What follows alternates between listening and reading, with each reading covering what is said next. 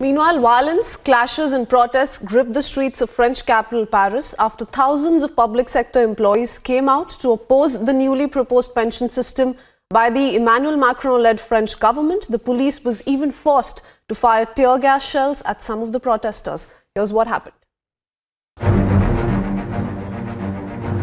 The Eiffel Tower shut down, France's high-speed train stood still, and tens of thousands of people marched through Paris and other cities in a massive and chaotic outpouring of anger at the government's plan to overhaul the retirement system.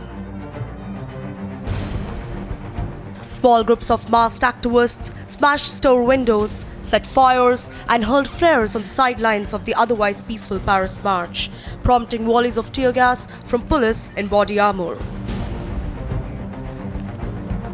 Unions launched the open-ended, nationwide strikes over President Emmanuel Macron's centerpiece reform in the biggest challenge to the centrist leader since the Yellow Vest movement against economic inequality erupted a year ago. Opponents fear the changes to how and when workers can retire will threaten the hard-fought French way of life. Paris authorities barricaded the presidential palace and deployed over 6,000 police officers. The mood was impassioned in the crowd as it moved toward the Republic Plaza, with protesters waving red flares in the grey sky at the head of the crowd.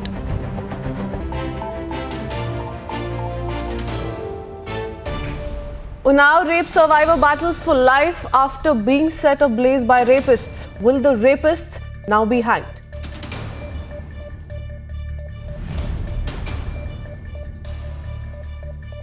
Winter session to end in a week. Will the parliament discuss to bring in a law for hanging the rapists?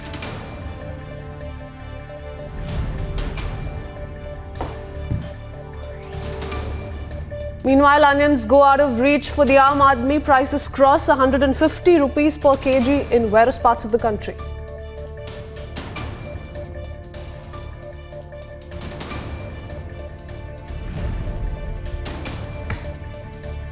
Republic investigation into fraud. Nityanand's crimes explodes. French government probes charges against the self-styled godman.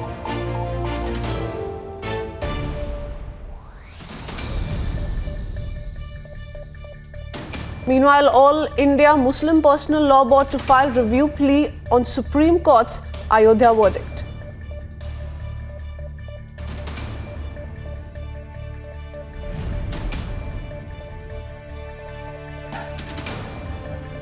And all eyes on Uddhav Thackeray's meeting with Prime Minister Modi in Pune.